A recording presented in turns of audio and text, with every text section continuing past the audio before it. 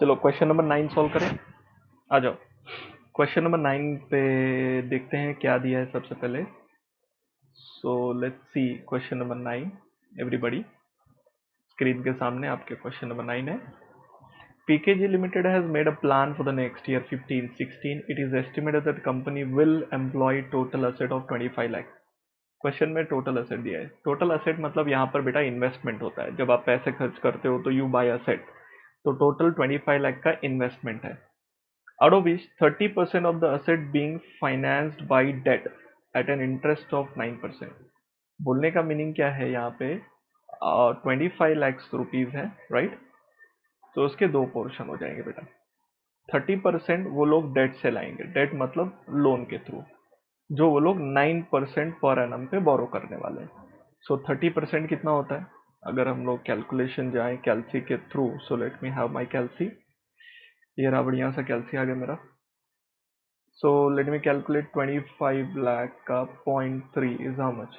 7,50,000 will be out of date. So बोलने का जरूरत नहीं है कि 70% कहाँ से लाया, तो 70% इज बाई इक्विटी और you can call it share holder fund, चलेगा, ओन्ड फंड बेसिकली। तो वो हो जाएगा तेरा 1850 माइनस 2500, सॉरी 17,50,000 हो जाएगा तेरा इक्विटी से। ये फाइनेंस है। फिर बोलता है, क्वेश्चन बोलता है आपको direct cost for the year,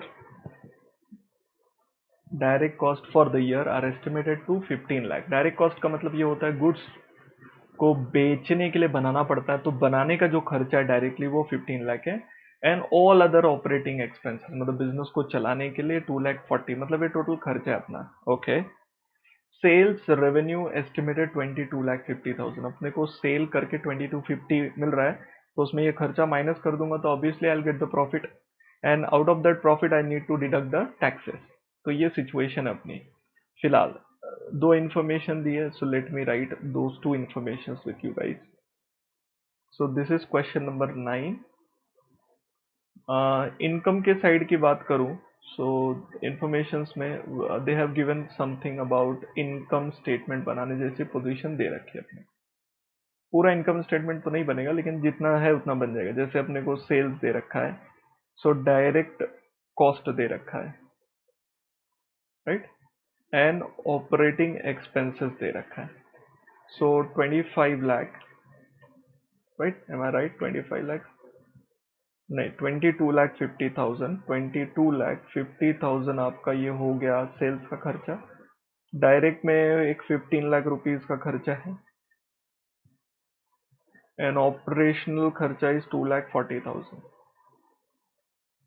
सो ये सब माइनस करेगा तो प्रॉफिट बिफोर टैक्स मिल जाएगा। ठीक है, कितना? 2250 माइनस 1,500 माइनस 240, एक 5,10,000 आपका क्या हो गया profit before tax. Government is charging you 40% of the tax, so into point four comes to 204। 204 government ले लेगा, बड़ा दर्द होगा गवर्नमेंट ले लेगा तो, बट क्या करे, गवर्नमेंट को देना पड़ता है। So this is called profit after tax, और you can call it net profit, चलेगा। So minus 510 comes to 306। 3,06,000 is the profit left with you. अब बैलेंस शीट की बात करूं, from the balance sheet side, so these are the two informations given to us. Balance sheet में total is 25 lakhs, which we know. There are two ways. One is debt finance, right? Debt finance कितना है? 30%. So 30% being debt, तो balance will become your equity. उसको shareholder fund बोलेंगे. That is 70%. So we have already calculated it. So 7,50,000 ये हो गया, और 17,50,000 ये हो गया। ऑब्वियसली अपने को यहाँ इंटरेस्ट पे करने को बोला है 9% का, तो देना ही पड़ेगा ना भाई, इंटरेस्ट के बिना कैसे काम बनेगा। तो इंटरेस्ट कितना मांग रहे लोग? सो 7,50,000 का 9% इंटरेस्ट मांग रहे हैं। 750 इंटू 0.09, 67,500 इंटरेस्ट मांग रहे हैं। यहाँ पे कोई रिटर्न नहीं होता बिकॉज जो है सब उनका ही है। अब सवाल ये उठता है कि जो मैंने कैलकुलेशन किया है तो इसमें तो टैक्स के पहले इंटरेस्ट आ जाएगा ना, तो हमारा टैक्स इतना नहीं जाएगा, 2,04,000 नहीं जाएगा, because this interest will also be subtracted. So हम लोग इसको बोलते हैं profit before interest and tax. So let's minus interest out of it. तो 67,500 का इंटरेस्ट तेरा माइनस हो जाएगा। तो इससे क्या होता है, ये पैसा तो देना ही है लेकिन थोड़ा पैसा कम देना पड़ रहा है गवर्नमेंट को। 5,10,000 माइनस 67,500, 5,10,000 माइनस 67,500, 4,42,500 ये हो गया तेरा प्रॉफिट बिफोर टैक्स। इसमें से टैक्स अब दे दो 40% टैक्स। सो इनटू 0.4 हो गया 40%। सो मतलब 1,77,000 अपने को टैक्स में देना पड़ा। लास्ट टाइम ज्यादा दिया था राइट, कम देना पड़ रहा है because of interest. So -442,500, 2,65,500 is profit after tax, or you can call it net profit. Now obviously this entire profit will belong to equity, है कि नहीं? तो अपने को उस तरीके से बोला है। तो ये इन्फॉर्मेशन लिख दिया। अब जो रेशो बोलेगा वो निकालूंगा मैं। सबसे पहला रेशो क्या बोला उसने, net profit margin. So let me calculate net profit margin.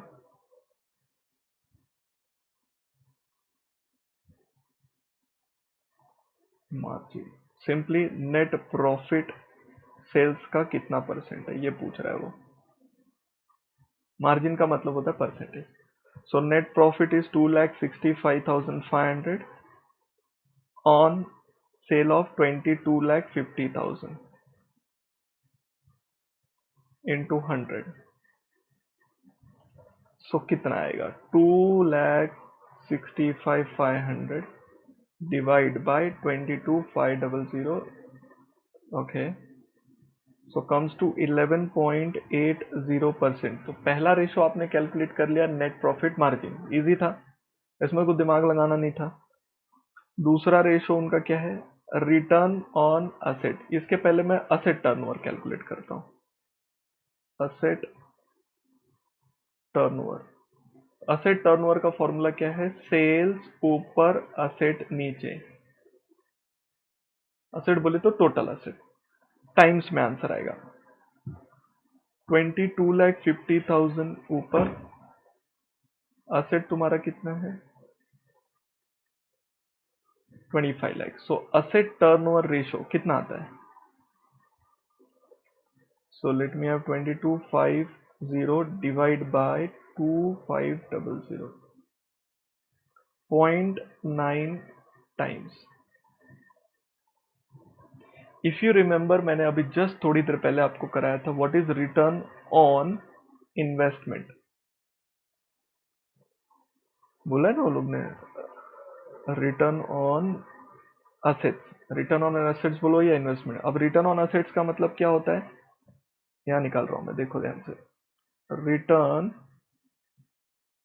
On net asset बोलते हैं, उसका पूरा नाम रिटर्न ऑन नेट असेट होता है।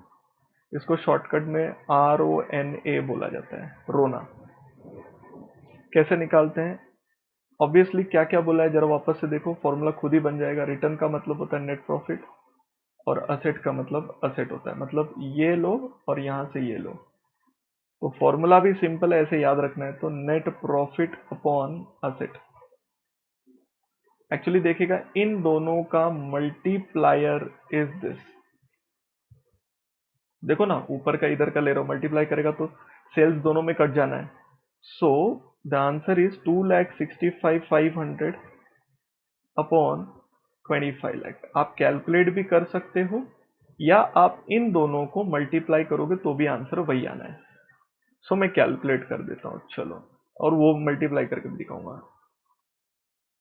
डिवाइड बाय 25 लाख, अगर आपको मैथ्स आता है तो समझ गया रहेगा, सेम आंसर आना है। Comes to 10.62%।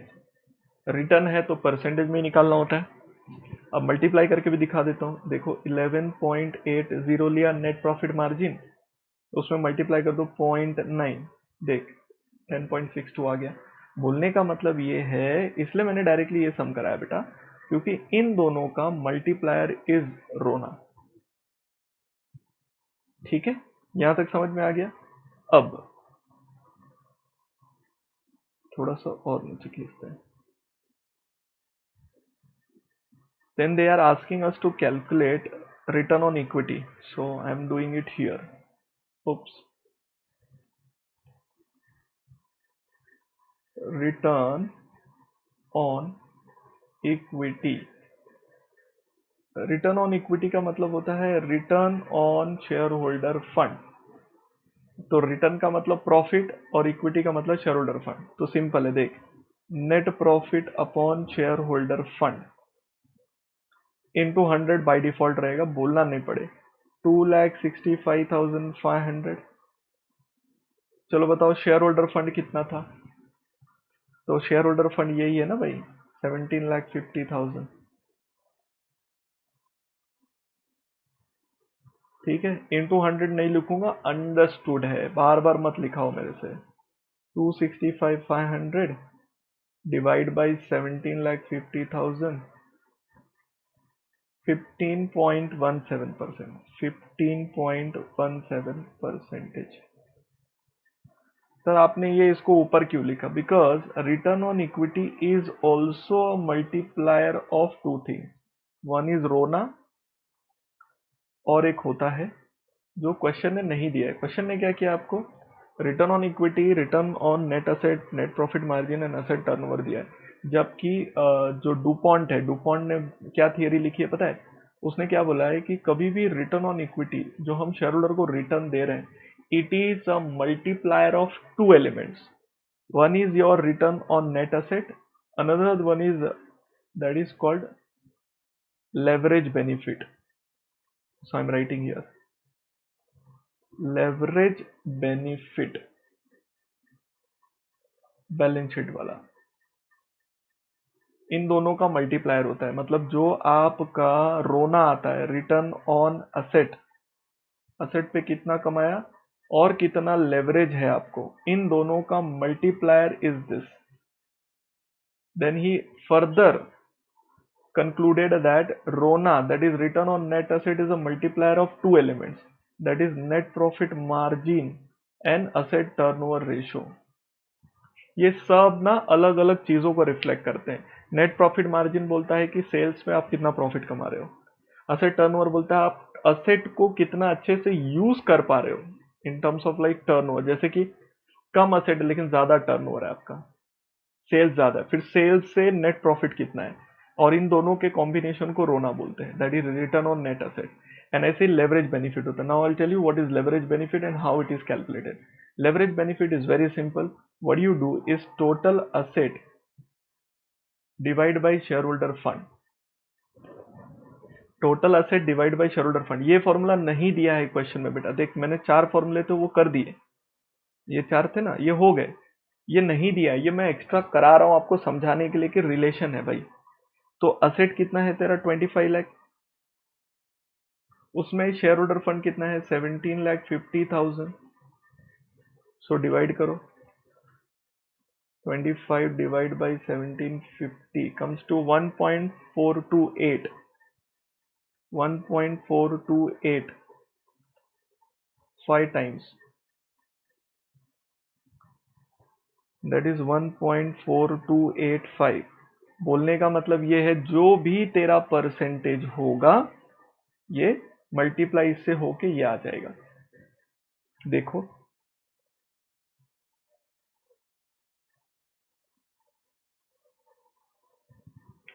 समझा आपको? अब सर ये क्यों ऐसा है, बोलने का मीनिंग ये है कि अगर आप अपने turnover return on net asset को अगर आप 1% से भी बढ़ाते हो, आपके रिटर्न ऑन इक्विटी पे 1.42 टाइम्स का इम्पैक्ट पड़ेगा. So this talks about number of times it will affect your profitability. So जो भी प्रॉफिट होगा उतना मल्टीप्लायर इफेक्ट होगा. So this gives a multiplier effect. तो जस्ट आपने अपने कैपिटल स्ट्रक्चर में डेट को इंट्रोड्यूस कर रखा है, इसलिए मल्टीप्लायर इफेक्ट आया. अगर मान ले असेट में डेट नहीं होता ना, तो 25 लाख डिवाइड बाई 25 लाख 1 होता. मल्टीप्लायर इफेक्ट आता ही नहीं, आपकी प्रॉफिट पे फर्क पड़ता ही नहीं. मतलब आपका return on equity would have been 10.62% only. I repeat what I'm trying to say. This is the answer to your question number 9. पहले वो देख लो. Then I am further explaining you something. What I'm trying to explain. He propounded a theory called return on equity. He said return on equity is simply what? हमको लगता है net profit upon shareholder fund को return on equity बोलते हैं. तो उसने कहा इसके दो पार्ट होते हैं. One is return on net asset, आप कितना कमाते हो. अनदर वन इज लेवरेज कितना है आपके कंपनी में. अब कैसे होता है देखो, रिटर्न ऑन इक्विटी कैसे लिखते हैं हम लोग, नेट प्रॉफिट अपॉन असेट, बराबर है. ये कैसे लिखते हो, asset upon share holder fund. आप नोटिस करो इन दोनों को मल्टीप्लाई करोगे तो ऑब्वियसली ये कट जाएगा. तो आया ना आपका net profit upon share holder fund. फिर उसने क्या कहा, he further propound that this is a combination of two element, that is net profit margin and asset turnover ratio. इन दोनों का कॉम्बिनेशन है. कैसे, फिर उसने कहा net profit upon sales and ये होता है सेल्स अपॉन असेट. इन दोनों को मल्टीप्लाई करोगे, again there will be a common element which will get cancelled, तो ये आ जाएगा. तो ऐसा है. अगर कोई कंपनी है, अब एग्जाम्पल समझने का कोशिश कर लो, समझा तो ठीक है, नहीं तो कोई बात नहीं बेटा. मान लो उसकी प्रॉफिट 10% है, ओके, और उसका ये 2 टाइम्स है, तो ये 20% हो जाएगा. मान लो अगर उस कंपनी ने डेट लिया है कि नहीं लिया है, डेट लिया है यस, एंड डेट नहीं लिया है नो. डेट लिया है, मान लो 50% डेट लिया है, 50% है, तो ये 2 आएगा. तो 20 मल्टीप्लाई बाई 2 विल बिकम 40%. सीधा बोलने का मतलब होता है जस्ट बिकॉज कंपनी ने डेट लिया है मल्टीप्लाई 2 होके 20% आ रहा है. और अगर कंपनी ने डेट नहीं लिया है तो ये आंसर 1 आएगा, asset upon share holder fund. और वो आंसर 1 आएगा तो तुम्हारा फाइनल आंसर 20% आएगा. मतलब विदाउट, अगर आपने डेट नहीं लिया है then you are getting only 20%. Profit is remaining same. So it matters a lot कि कंपनी ने अपनी स्ट्रक्चरिंग कैसे करी है, कैपिटल स्ट्रक्चर कैसे डिजाइन करा है. इसके लिए आपने अगर लेवरेज चैप्टर पढ़ोगे तो आपको समझेगा कि there is something called as leverage benefit. तो ये जो चार्ट मैंने आपको बताया ना, this chart is given by DuPont.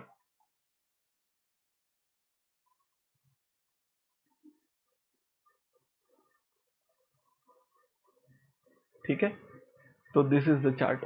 हालांकि उस चार्ट से ही रिलेटेड क्वेश्चन है, बट इसमें वो चार्ट को एक्सप्लेन किया है, लेकिन उन्होंने लेवरेज बेनिफिट वाले पार्ट को पूछा ही नहीं. तो भी मैंने एक्सप्लेन कर दिया कि आपको एक्स्ट्रा नॉलेज होना चाहिए.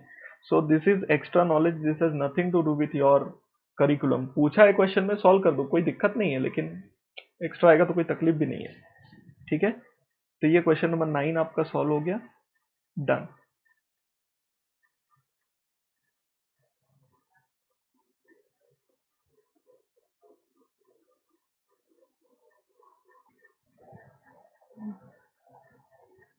ओके, अभी क्वेश्चन नंबर 5 कर रहा हूं, ये वाला क्वाइट इजी क्वेश्चन, मुझे नहीं करना चाहिए बट सॉल्व कर देता हूँ. हो सके तो आप खुद से सॉल्व करो, अच्छा रहेगा. मतलब वीडियो को पॉज कर दो, आप खुद से ट्राई करो. नहीं आएगा तो वैसे भी छाप लेना, है ना. तो पहले खुद से ट्राई करो. With the help of the following information complete the balance sheet of PKG limited. Okay, now in this question what they have given us, equity share capital दे रखा है, मतलब इक्विटी शेयर कैपिटल पता है अपने को, और करंट डेट का टोटल डेट के साथ, करंट डेट का मतलब होता है current liability and total debt मतलब टोटल डेट होता है, उसमें तो कोई दिक्कत नहीं है आपको। Now current debt to total debt is 40 नहीं है बेटा, ये प्रिंटिंग एरर, इधर 0.4 आएगा, 0.6 आएगा, 0.6 आएगा, मतलब इट इज देयर, वो प्रिंटिंग एरर है। फिर total debt to owners equity, owners equity का मतलब होता है शेयर होल्डर फंड, ये ओनर्स इक्विटी का मतलब होता है share holder fund. Fixed asset to owners equity again share holder fund. Total asset to turnover मतलब पता ही, इन्वेंट्री टर्नओवर रेशियो अपने को मालूम ही है। Now what is equity share holder, what is share holder fund? Share holder fund का मतलब होता है equity share capital plus reserves and surplus plus preference share capital. इस क्वेश्चन में ये नहीं है और ये नहीं है, इसका मतलब ये कि equity share capital will be equal to share holder fund in this question. हर जगह ऐसा नहीं होता है ना। इसमें क्या है कि ये दो चीज दिया ही नहीं है ना, रिजर्व एंड सरप्लस और ऑल, इक्विटी शेयर कैपिटल से शुरू किया है, राइट। तो हम लोग ये अज्यूम कर लेंगे कि ये दोनों क्या है, सेम है।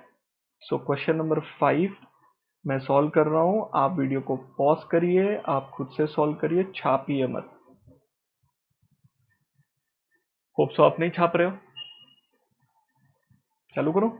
Now what I said just now, share holder fund is equal to equity share capital plus reserves and surplus plus preference share capital. In this question these are zero, so we can simply say this is equal to this, ये नहीं है तो share holder fund ही तुम्हारा क्या है, ये। तो balance sheet बना देते हैं, पहला एक छोटू सा ऐसे टाइप के सम्स को बैलेंस शीट से बनाने से शुरू करिए। सो इक्विटी शेयर कैपिटल बोलो या शेयर होल्डर फंड बोलो, non current liability, current liability, fix asset, investment and current asset, बस इतनी चीजें निकालनी है अपने को। इसमें क्वेश्चन दे रहा है, शुरू कर रहा है 1 लाख से, मतलब ये अपने को क्वेश्चन में दिया हुआ है। So let's go ahead with this. So हम सिंपली क्या करेंगे, पहले सारे फॉर्मूले लिख देते हैं। सो पहला मेरा जो फॉर्मूला होगा that will be current debt to total debt. So let me write it here. Current debt मतलब current liability to total liability, or if you are getting confused तो current debt to total debt खुश is 0.4. I don't know anything else. Let me write first all the formulas. Fixed asset to owner's equity. Fixed asset to owner's equity मतलब shareholder fund. It's total debt to owner's equity. So total debt to owner's equity 0.6, and then it is fixed asset to owners.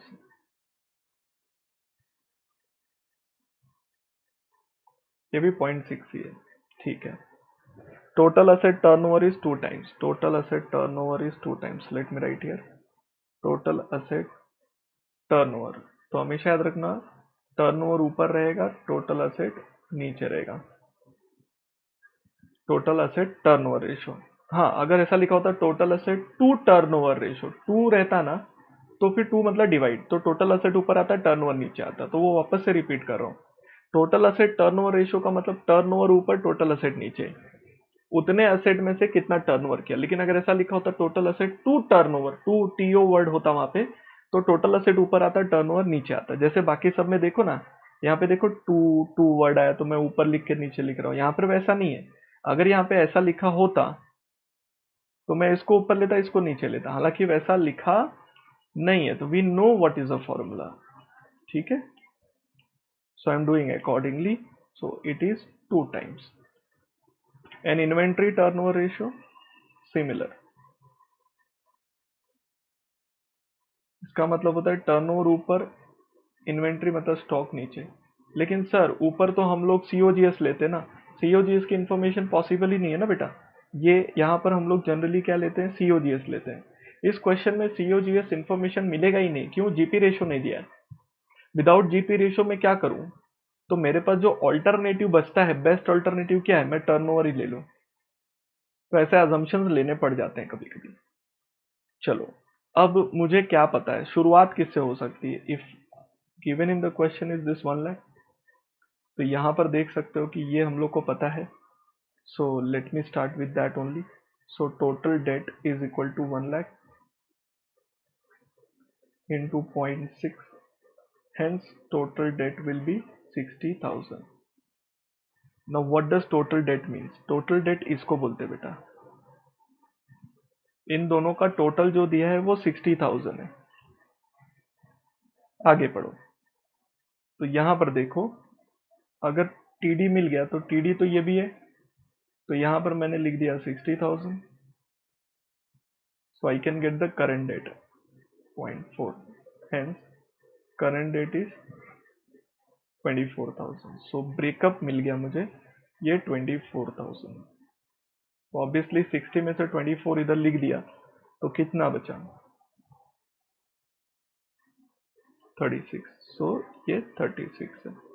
उस हिसाब से तो balance sheet का एक part तो complete हो ही गया सीधा, 1,60,000।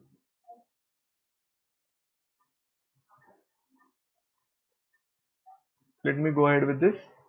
Now again, I know this is 1 lakh. For me, it is not difficult to calculate fixed asset now. It will be 60,000. सीधा मल्टीप्लाई हो गया, तो यहां आ जाओ, ये 60 मिल गया।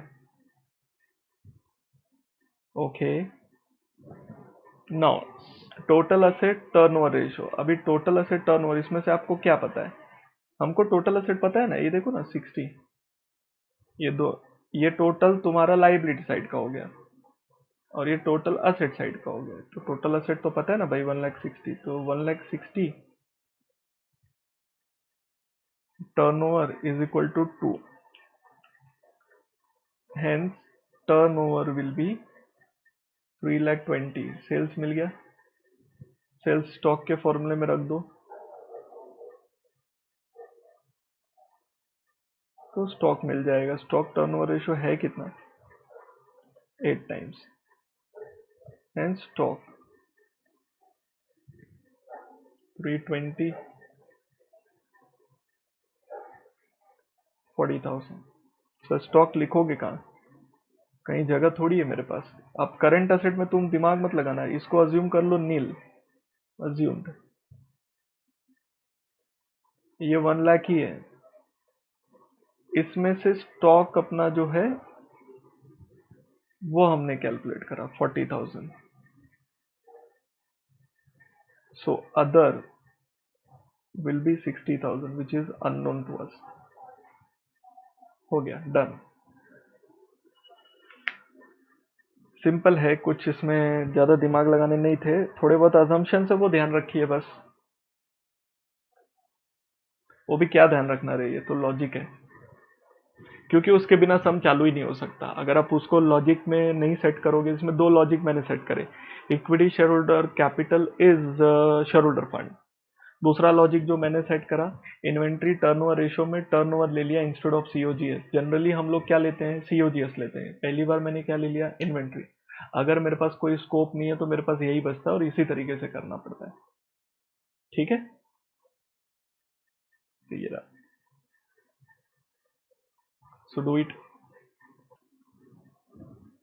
चलो क्वेश्चन नंबर 6 सॉल्व कर रहा हूँ, फटाफट आ जाओ। Okay, using the following data prepare the balance sheet. अपने को इसमें क्या बनाना है, बैलेंस शीट बनाना है। ठीक है, बना लेंगे, कौन सी बड़ी बात है अपने लिए, बन जाएगा बैलेंस शीट। उसमें जो इन्फॉर्मेशन दे रखी है उसमें देखो, तो ग्रॉस प्रॉफिट दे रखा है और शेयर होल्डर फंड दे रखा है, मतलब यहाँ से अपनी शुरुआत हो जाएगी। जीपी मार्जिन वगैरह जो कुछ भी दे रखा है, तो हमने क्या करना है, सारे फॉर्मूले लिखने और बैलेंस शीट अपना बना देना है। अब उसके पहले हम क्या करेंगे, एक रफ बैलेंस शीट पहले से बना देते हैं। So let's have a question number 6। Rough balance sheet में अपने को पहले से ही पता है कि क्या क्या आइटम्स आते हैं। So here is my rough balance sheet. So share holder fund आता है, डेट फंड जिसको हम लोग नॉन करेंट लाइबिलिटी बोलते हैं, एंड करंट लाइबिलिटी आता है, एंड यहाँ क्या आता है, fix asset and your investment. Most of the time investment zero होता है, एंड करंट असेट आता है। This is the your balance sheet. Format यही होता है। अब हम क्या करेंगे, सारे फॉर्मूले एक जगह पे लिख देते हैं फटाफट। सारे फॉर्मूले लिखने से क्या होता है, कॉन्फिडेंस डेवलप हो जाता है अपना, अपने को पता चल जाता है कि भाई करना क्या है। तो कभी भी अगर जीपी रेशो दिया है तो हमने क्या करना है, sales minus COGS comes GP, ये लिख देने का। सेल्स 100 होता है, जीपी रेशो जो भी परसेंटेज दिया होगा वो। तो यहाँ पर देख रहे हो जीपी रेशो का परसेंटेज दे रखा है 20%। So let's have a 20। तो अपने को पता है कि COGS 80 होगा। अब अपने को दे रखा है जीपी इज 54,000, ये दे रखा है। तो ये देने की वजह से क्या हो जाएगा, हम लोग आराम से सेल्स निकाल पाएंगे आराम से। तो चलिए क्रॉस मल्टीप्लाई कर दीजिए फटाफट। So 54,000 multiply by 100 divide by 20 comes to 2,70,000। So 2,70,000 आपका सेल्स हो गया। इन दोनों में से 54,000 माइनस कर दो जीपी के, तो 2,16,000 बिकम्स योर COGS। सिंपल। तो ये कैलकुलेशन करने से क्या होएगा, सम का ये पार्ट हो गया। This two things are over. Now share holder fund दे रखा है, वो अपने को मालूम है शेयर होल्डर फंड क्या होता है। तो share holder fund is nothing but this is given to us 6 lakh. So let's go ahead with this. Credit sales to total sales, एक इक्वेशन दे रखी है अपने को। क्या दे रखा है, credit sales to total sales का रिलेशन दे रखा है, and this relation says it is 80%. So we are writing the formula and we will work out what it is exactly. So credit sale का formula लिख दिया. This is the total asset turnover. I told you total asset turnover ratio. Total asset turnover ratio. तो turnover ऊपर upon total asset which is given to us 0.3 times. Fine. Inventory turnover ratio. So inventory turnover ratio अभी थोड़ी देर पहले ही देखा आपने, जिसमें मैंने ऊपर क्या लिया था, टर्नओवर लिया था। लेकिन टर्नओवर कब लेने का, जब आपको COGS नहीं पता है। इस क्वेश्चन में COGS पता है मुझे, so I will be taking COGS upon stock. Average stock कब लेने का, जब क्वेश्चन में ओपनिंग और क्लोजिंग दिया होगा तो। फिलहाल नहीं पता तो I am taking stock. Average collection period which is 360 days के हिसाब से 20 डेज का है, मतलब साल में कितनी बार कलेक्शन होता रहेगा बताओ। डेटर्स टर्नओवर रेशो कितना होगा। हालांकि डेटर टर्नओवर रेशियो का फॉर्मूला अपने को पता है। डेटर टर्नओवर का फॉर्मूला क्या है, क्रेडिट सेल्स अपॉन डेटर। इसका इसका मीनिंग क्या होता है, इसका मतलब साल में कितनी बार। तो 360 डेज होते हैं, 20 टाइम्स हम कलेक्ट कर रहे हैं। इसको कट करिए फटाफट, बता दीजिए मुझे। So 360 divide by 20 comes to 18 times. So 18 times is your this this formula. ठीक है। स्टॉक डेटर्स टर्नओवर रेशियो का मतलब कितनी बार, साल में कितनी बार, हर 20 डेज में कलेक्शन कर रहे हो और ऐसा 360 डेज करते हो तो 18 साइकिल होगा, 18 टाइम्स होगा। So this is 18। I am moving to the next is current ratio. We know what is current ratio, I hope you know. So current ratio is simply current asset upon current liability which is given to us 1.8 times. Long term debt to equity. So let me have a long term debt to equity. Equity बोले तो share holder fund 40%. Okay, so I wrote all the formula. Now what am I supposed to do? Whatever values you have उससे शुरू करेंगे। देखो एकदम simple तरीके से जा रहा हूं। Focus what I am doing right now. ये दिया है इन दिस एंटायर फॉर्मूलाज, ये यहां पर आता है तो यहीं से शुरुआत होगी सम की। ठीक है। क्या दिया है, कितना दिया values 6 lakh. So let me write ऐसे, ये 6 लाख दिया है। So I can easily find out long term debt कितना। Hence long term debt will be 6 lakh का 40%, दैट इज 2,40,000। सो ये एक मिल गया, जैसे मिल गया इसको बॉक्स में डाल दिया मैंने। नाउ लॉन्ग टर्म डेट मतलब क्या, इसी को लॉन्ग टर्म डेट बोलते बेटा। 2,40,000 मिल गया। नाउ लॉन्ग टर्म डेट कहां पर यूज किया जा सकता है। So is there any formula और एनी जगह जहां पर मैं इसको यूज कर सकता हूं। तो देखो फॉर द टाइमिंग तो ये नहीं यूज है, यहाँ पर भी यूज नहीं हो पाएगा, यहाँ पर भी यूज नहीं हो पाएगा। ठीक है, अब वो उसका यूसेज नहीं हो रहा है, कोई बात नहीं। चलो अब हम दूसरे तरीके से आते हैं। दूसरा अमाउंट मुझे सेल्स का पता है। So this is my total sales. So probably I can use it here and I'll get the credit sale. So let's get the credit sale first. तो क्या करेंगे, 2,70,000 है credit sales is equal to 80%. So hence credit sales will be 80% of 2,70,000. So directly लिख दूं, चलेगा? 2,70,000 का 80% that is 2,16,000. So ये credit sale मिल गया. Where can we use this credit sale? आपको फटाक से देखना है क्रेडिट सेल को कहां पर यूज किया जा सकता है, where. So you will see this in being there. तो बस यहां पर उसको ले आओ 216 को. सो 216 यहां मिल गया और यहाँ डेटर्स है. So we can easily calculate debtors. So debtors will be 2,16,000. तुमको पता है ना, डेटर यहाँ चला जाएगा और ये 18 यहाँ चला आएगा. So 216 divide by 18, 216 divide by 18 comes to 12,000. Debtors मिल गया 12,000. सर इसको कहाँ यूज कर सकते हैं? कहाँ यूज कर पाएगा बेटा तू? डेटर्स तो इसके अंदर होता है, तो उसको कहीं यूज नहीं कर सकते. डेटर्स इज 12,000, इसी के अंदर स्टॉक होता है, कहीं यूज नहीं कर सकते, बस लिख सकते हैं हम लोग. And other, some people call it cash. अपनी अपनी इच्छा है, जो बोला.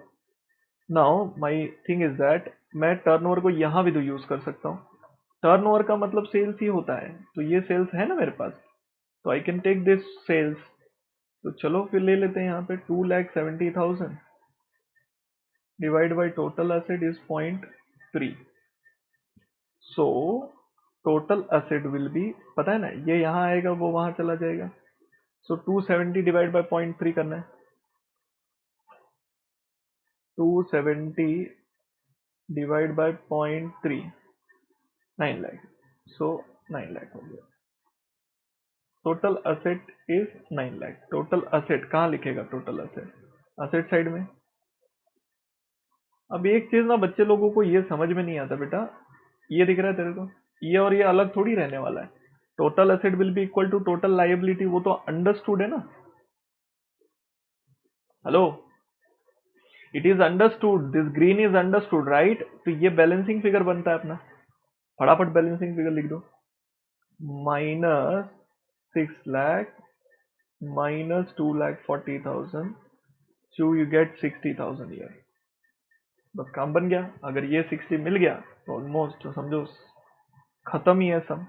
क्यों? क्योंकि ये वाला भी निकाल ही लेता हूँ, सीओजी स्टॉक टर्नओवर रेशो. सो स्टॉक टर्नओवर रेशो दिया कितना था? 4 टाइम्स. तो वो लिखा ही नहीं है ना मैंने यहाँ पे, 4 टाइम्स. सो सीओजीएस क्वेश्चन में कितना है? 216. So let me use 216 upon stock is equal to 4. Hence stock will be, समझ गया ना, ये उधर जाएगा वो उधर आएगा. 216 डिवाइड बाई 4,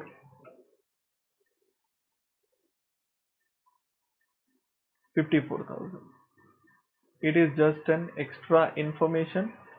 54,000 यहाँ आ गया. यहाँ ऑलरेडी मैंने लाइन वाइन खींच रखी है. ये 54 हो गया. अब ये तभी मिलेगा जब मुझे क्या मिलेगा? ये मिलेगा, है ना. मिल जाएगा, कोई बात नहीं. अब क्या बचा है देखो पूरे इसमें. सर ये रेशो बचा है करंट असेट का करंट लाइबिलिटी के साथ. हालांकि करंट लाइबिलिटी तो पता चल गई अभी थोड़ी देर पहले. ये देखो ना, यहाँ पे 60,000 पता है ना अपने को. बस ये 60 को यहाँ ले लो. सो 60,000 यहाँ आ गई. Current asset is equal to 1.8. Hence current asset will be, ये डायरेक्टली यहाँ जाके मल्टीप्लाई हो रहा है, right. So 60,000 getting multiply 1.8 comes to 1,08,000. तो करंट असेट मिल गया 1,08,000. अपना काम बन गया भाई. इधर आओ, ये मिसिंग था, यही मिला है 1,08,000. तो अगर ये मिल गया तो बैलेंसिंग फिगर हम तो निकाल ही सकते हैं. 1,08,000 माइनस 12,000 माइनस 54,000, 42,000 का ये आ गया बैलेंसिंग फिगर में. और अगर हम इसको नील कह दें, क्योंकि कोई ऑप्शन दिख तो नहीं रहा है मुझे दूसरा, क्योंकि बैलेंसिंग फिगर निकालना है और सारे फॉर्मूले खत्म हो चुके हैं अपने. -9 lakh 7,92,000 will be your fixed asset. This is my balancing figure and this is assumed. ये कुछ इस तरीके से सॉल्व होता है। आप समझ गए कि स्टेप बाय स्टेप है, ज्यादा दिमाग लगाना नहीं, दिमाग को कोई त्रास नहीं देना है, फटाफट फटाफट फटाफट फटाफट सॉल्व करते जाओ, इजीली सॉल्व होता है। मैंने देखो 10 मिनट में किया, राइट? तो आप भी फटाफट 10-10 मिनट में कर पाओगे, प्रोवाइडेड आपको फॉर्मूला आना चाहिए। अजम्पशंस क्या ले रहे हो वो सब इसमें इंपॉर्टेंट है। इसमें एक ही अजम्पशन मैंने लिया है अभी तक, वो ये है, मैंने इसको नील कहा। दूसरा जो ग्रीन दिख रहा है, ग्रीन अंडरस्टूड है, ग्रीन बोलने की जरूरत नहीं है, ग्रीन अंडरस्टूड है। Total asset is equal to total liability, ये सब जानते हैं। ये इक्वेशन को कभी भूलो मत, कभी किधर अटक गए तो ये इक्वेशन तुमको बाहर निकालेगा सिचुएशन से। तो here is the solution.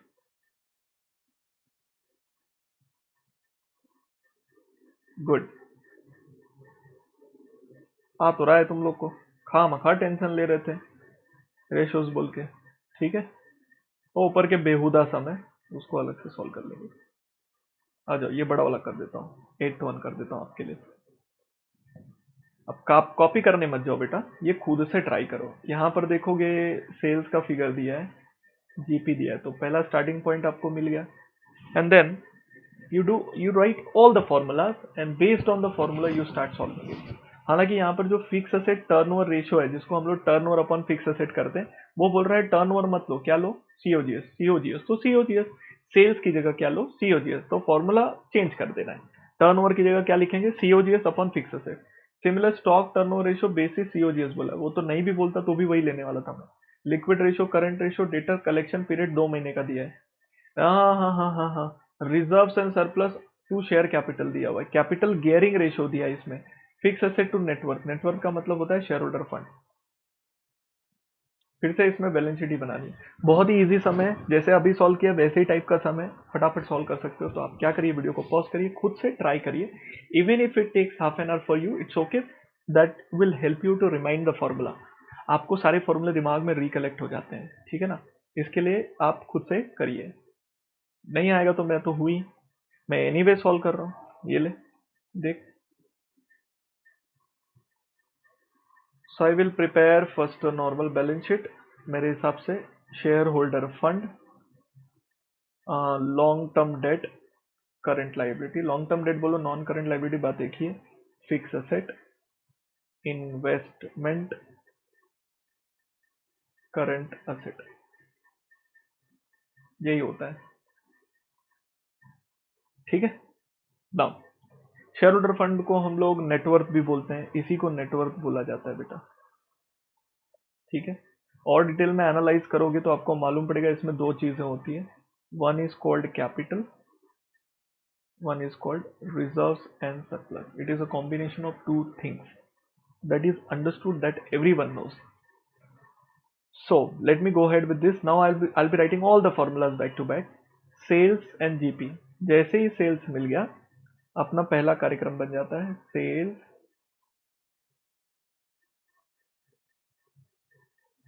we know if it is 100 as per the GP ratio 25%, तो ये 75 होना ही पड़ेगा, उसके बिना काम ही नहीं बने।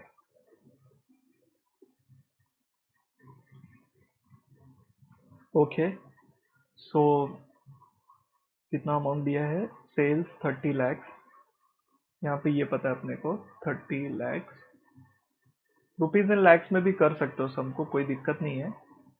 3000 इंटू 75 डिवाइड बाय 100, सो ये हो गया 22,50,000, माइनस कर देते हैं, सो ये हो जाएगा 7,50,000, ठीक है?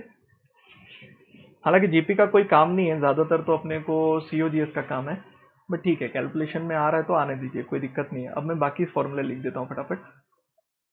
So fix asset turnover ratio basis on COGS.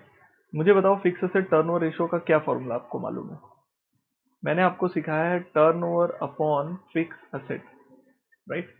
वो बोलता है यहाँ पर टर्नओवर मत लिखो, यहाँ पे सीओजीएस लिखो, तो ठीक है ना? वो बोलता है तो हम क्यों अपना दिमाग लगाएं, वो जो बोलेगा वो करेंगे हम लोग।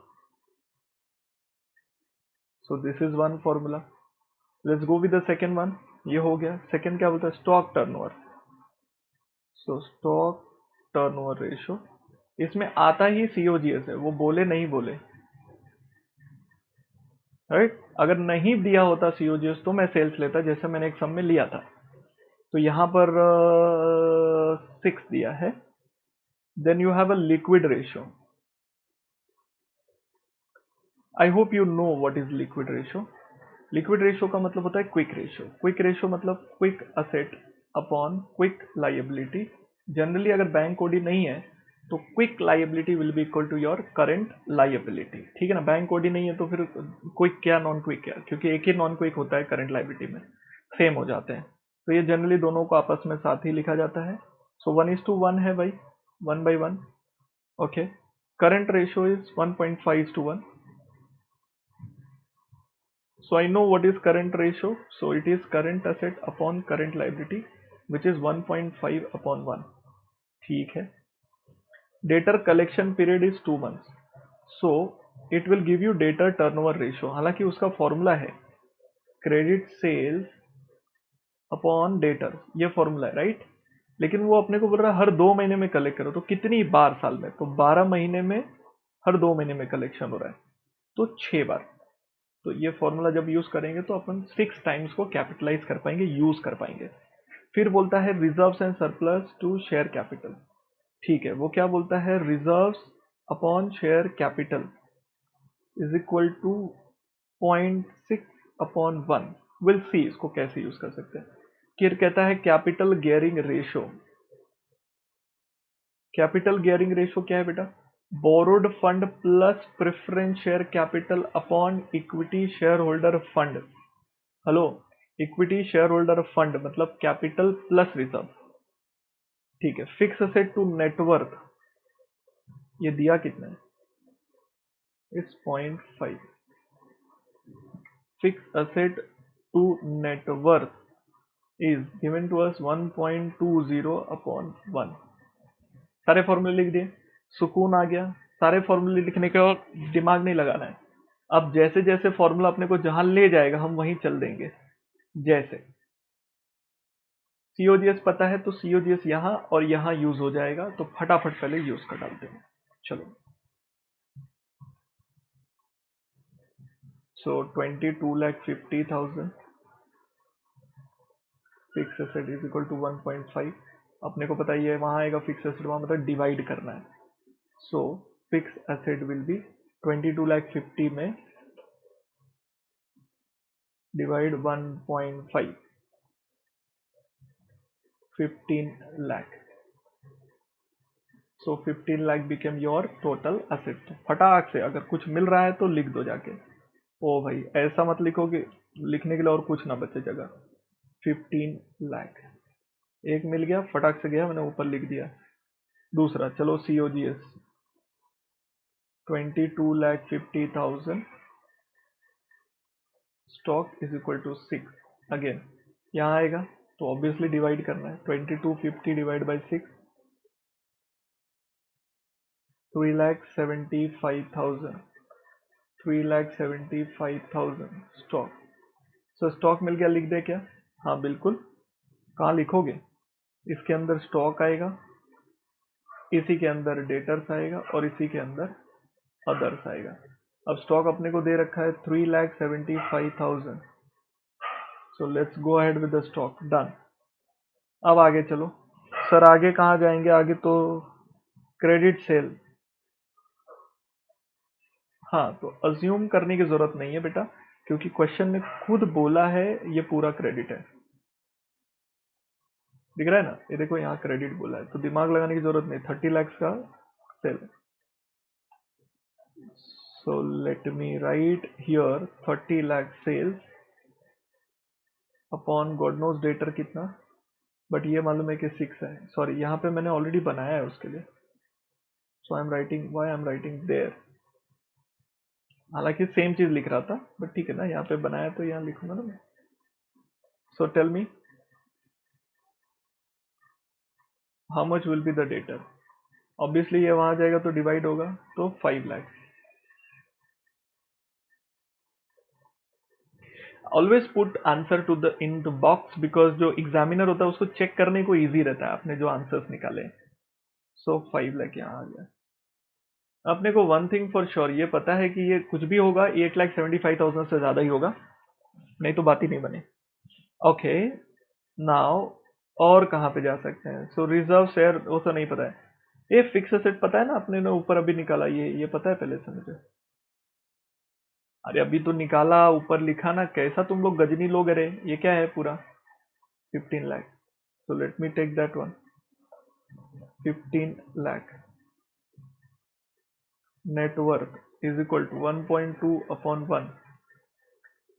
So net worth will be cross multiply. तो क्रॉस मल्टीप्लाई अगर बचपन में किया रहेगा तो आपको मालूम रहेगा 1,15,00,000 डिवाइड बाय 1.20 हो जाएगा।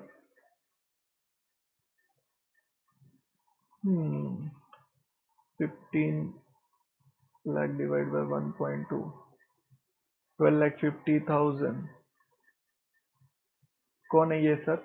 ये शेयर होल्डर फंड है, नेटवर्थ ऊपर बनाया अपन ने, ये देख, ये 12,50,000 मिल गया।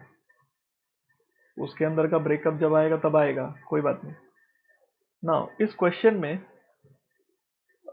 डू यू फील कहीं भी यहाँ पर प्रेफरेंस शेयर कैपिटल का जिक्र हुआ है क्या? अब पूरे सम में देखेगा ना, प्रेफरेंस शेयर कैपिटल का कहीं भी जिक्र नहीं है इसका। उन लोगों ने शेयर कैपिटल वर्ड यूज किया है। अगर आप देखोगे तो reserves to share capital ratio दिया है, ये वाला। तो बोलने का मीनिंग ये है कि यहाँ पर एक अजम्पशन जाएगा कि ये है ही नहीं। अगर ये नहीं है तो आपका कैपिटल गियरिंग रेशियो का जो फॉर्मूला है वो चेंज होके क्या हो जाएगा पता है? Borrowed fund upon share holder fund. क्योंकि अगर वो है ही नहीं तो यही शेयर होल्डर फंड हो गया ना बेटा। आपको समझा मैं क्या बोल रहा हूं? वही शेयर होल्डर फंड हो गया। तो यहां पर जो शेयर होल्डर फंड है वही नेटवर्थ है। तो अब देखो ये 0.5 दिया है, hence 12,50,000 borrowed fund is equal to 0.5. So borrowed fund will be how much? इसको जाके मल्टीप्लाई हो जाएगा, 12,50,000 into 0.5, 6,25,000। So this is your borrowed fund, मतलब लॉन्ग टर्म डेट। तो 6,25,000 ये भी मिल गया,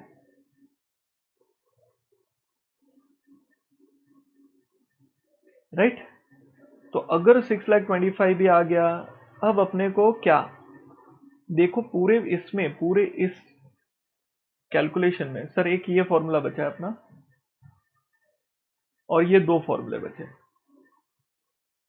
मैं क्या कहता हूं, ये दो ही फॉर्मूले पे पूरा बैलेंस शीट क्लोज होने वाला है। इससे क्या मिलेगा? रिजर्व्स एंड शेयर कैपिटल के कॉम्बिनेशन से इससे सिर्फ देखो यही मिलेगा बेटा कि शेयर कैपिटल और रिजर्व्स का क्या रिलेशन है, मतलब इन दोनों में कितना रिजर्व्स और कितना, इसमें कितना रिजर्व्स और कितना शेयर कैपिटल है, बिकॉज ये शेयर होल्डर फंड है।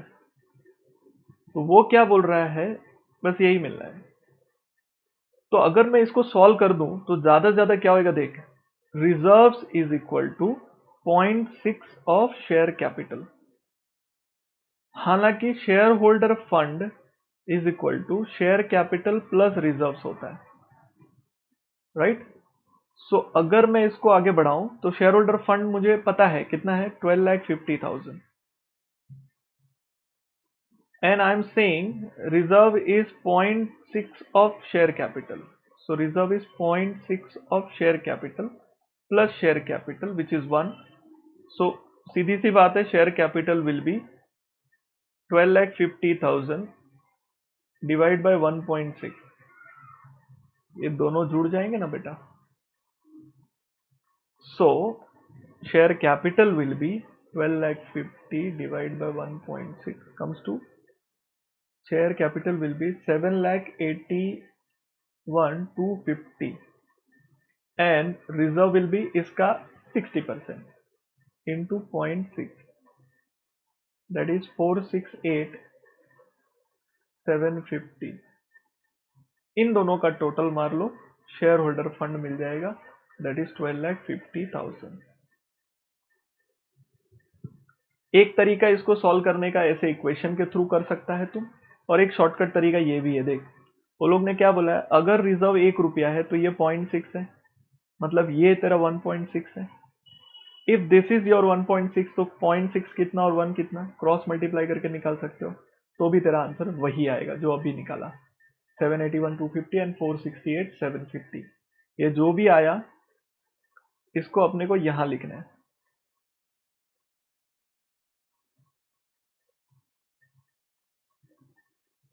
कितना था, 468 750।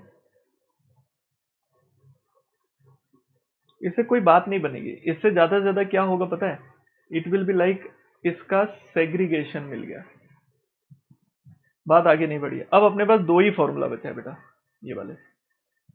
अगर तूने मेरा बेसिक वीडियोस देखा है सब, तो तुझे मालूम है कि जब भी करंट रेशो लिक्विड रेशो दिया रहेगा और स्टॉक दिया रहेगा, स्टॉक, तो हम लोग आराम से कैलकुलेट कर सकते हैं what will be my current ratio. अब लिक्विड रेशो देखो क्या होता है। अब इसमें सीधी सी बात है, bank OD will be assume to not to be there. Okay, so if bank OD is not there, then miracle कैसे होगा वो देखो। Let's go ahead with this equation. Quick asset upon current liability is equal to 1 by 1. It means current liability is equal to quick asset.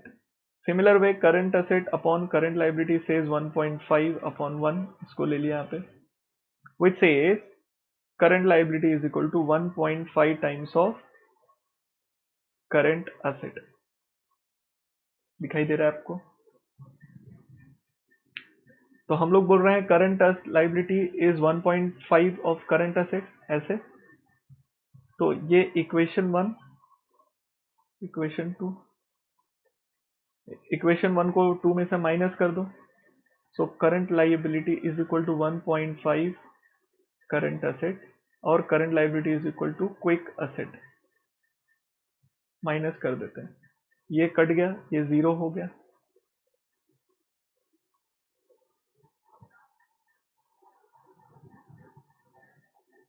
ये zero होके करूंगा क्या मैं, sorry रुको, ऐसे नहीं, मैंने आपको कैसे बताया, मैं वैसे सॉल्व करता हूँ। ये हो गया अपना, सो करंट लाइबिलिटी निकल गया, current liability is equal to, उल्टा लिखा है मैंने इसलिए वो इक्वेशन मैच नहीं हुआ। So it is 1.5 current liability is equal to current asset. अब इक्वेशन प्रॉपर फ्रेम हुआ, हो जाता है, एक्साइटमेंट होता है तो ऐसे होता है। Current liability and quick asset is equal to current liability. अब माइनस करो, करंट एसेट में से ये गया तो अज्यूम एडवांसेस नहीं है तो स्टॉक बचा, और यहाँ 1 होता है तो 0.5 करंट लाइबिलिटी बचा। स्टॉक का फिगर अपने को पता है ऑलरेडी, इसको यूज कर लो यहाँ पे। Stock is 3,75,000 equal to 0.5 current liability, so current liability will be 0.5, 3,75,000 से डिवाइड कर दो, 3,75,000 divide by 0.5 comes to 7,50,000। Hello, current liability मिल गया, करंट लाइबिलिटी मिल गया तो करंट असेट भी मिल ही जाएगा। और ये हमने फर्स्ट टाइम नहीं किया है, ऐसा मैंने बहुत बार किया। अगर आपने बेसिक वीडियो मेरा देखा है तो आपको ये आना चाहिए बेटा, नहीं तो गड़बड़ हो जाएगा। सो 7,50,000 का 1.5 times is your current asset, that is 11,25,000। So I got both the amount 11,25,000 and 7,50,000. So I'm going to write it 11,50,000 था क्या, 25,000 सॉरी, 11,25,000 इधर और 7,50,000 इधर। इससे क्या होगा, बैलेंस शीट का टोटल निकाल सकते हैं हम लोग। सो मैं तो बिल्कुल निकाल दूंगा। So I will do 1250 plus 625 plus 750 is equal to 25,000।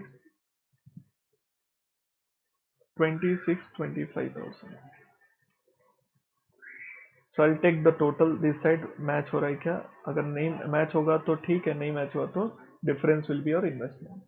Luckily match हो गया, मतलब खुद ही बोल रहा है क्वेश्चन की ये नील है। क्वेश्चन में से ही बाहर निकल के आ गया। और अदर बोले तो कैश कितना हो जाएगा, 1125 minus 375 minus 500, 2,50,000। Here I am done with the question with as such no great assumptions। सिर्फ मैंने क्या किया, ये बैंक ओडी नील बोला है, इसमें एक ही assumption लिया, बैंक ओडी नील। तो ये रहा क्वेश्चन नंबर 8। अगर आपको समझ में आ गया होगा तो आपको समझ में आ गया होगा रेशो कितना इजी चैप्टर में आता है। आपको सिर्फ रेशोज बाहेट रखने, रेशोज लिख दिया, बात खत्म हो गई। वो भी बाहेट करने की जरूरत नहीं, जितना आप प्रैक्टिस करोगे ऑटोमेटिक वो रेशोज आपको आने लगता है, तो आपको दिमाग लगाने की जरूरत नहीं पड़ेगा। तो ये क्वेश्चन नंबर 8 ये रहा आपके आंख के सामने।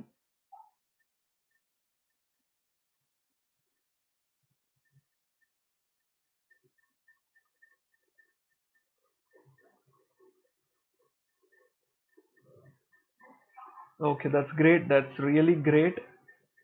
अच्छा, ये भी चीज अजम किया ना हम लोग ने कि भाई प्रेफरेंस शेयर कैपिटल 0 है, इसके बिना तो सम आगे नहीं बढ़ता अपना। ओके, तो ये दो अजम्पशंस हैं, दो अजम्पशंस आपको लिख देना है और उस दम पे आपने सम को सॉल्व किया। तो अजम्पशन कहीं भी लिख दीजिए, टॉप पे लिखिए, नीचे लिखिए, चलेगा, that's fine. So you are done with the question number 8 also, perfectly, अच्छे से किया। 9 भी मैंने आपको ऑलरेडी सॉल्व करा दिया, तो अगर आप देखोगे तो 9 हो गया तेरा, 8 हो गया, ये स्टूपिड क्वेश्चन है 7, करेंगे अपन, ऐसी बात नहीं है। ये सब बकवास क्वेश्चंस बनाए गए, पता नहीं क्यों बनाए हैं। क्वेश्चन नंबर 1 किया, ये बकवास क्वेश्चन है, फिर भी करूंगा मैं, बकवास है तो क्या हुआ, करना तो पड़ेगा। ये भी बकवास क्वेश्चन है, फिर भी मैं करूंगा। मेन क्वेश्चन मैंने आपको करा दिया, 5 करा दिया, 6 करा दिया, 7 भी एक बकवास क्वेश्चन है, मॉड्यूल में है बट ठीक है, करा देता हूँ, सब मॉड्यूल करना होता है। तो 8 और 9 भी हो गया। 10 का क्या करोगे, क्यों होमवर्क क्यों नहीं कर सकते आप लोग, नहीं तो पाप चढ़ जाएगा सालों तुमको। सेम समय, सेम एज अभी जो सॉल्व किया ना मैंने, जस्ट सेम फुटिंग पर है क्वेश्चन, क्वेश्चन नंबर 8 जैसा है, रेफर करके कर लीजिए। ये मैं कराता हूँ, don't do this by yourself, so let's not mark anything.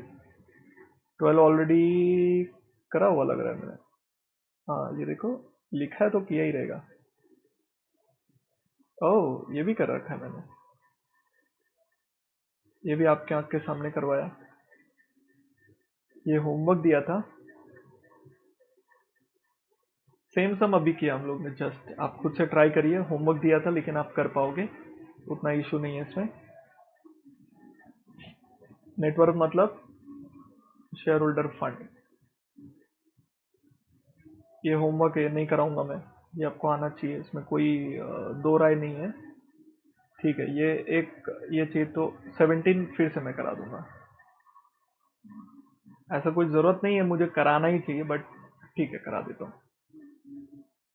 Okay, बहुत सारे क्वेश्चन मैंने रखे हैं इसमें, जस्ट बिकॉज ज्यादा प्रैक्टिस हो जाए, बाकी कुछ नहीं। I'll be solving these questions also, don't worry। ये एक होमवर्क ले लीजिए अभी के लिए, आज के लिए ये होमवर्क कर लीजिए, इसमें सेल दे रखा है, इजी सम है, ये सेम सम हम लोग ने अभी थोड़ी देर पहले किया। It is question number 6 I guess, question number 6 के जैसे है। और यहाँ पर ना ये लोग ने ना बैलेंस शीट ऑलरेडी बना के दिया है, तो आपको सिर्फ वैल्यूज रखते जानी है, मतलब जो भी आपको आंसर मिलता जाएगा बस आप यहाँ पे लिखते चले जाइए, हो जाएगा, नॉट टफ। बाकी सब मैं सॉल्व करता हूँ, कोई दिक्कत नहीं, ठीक है।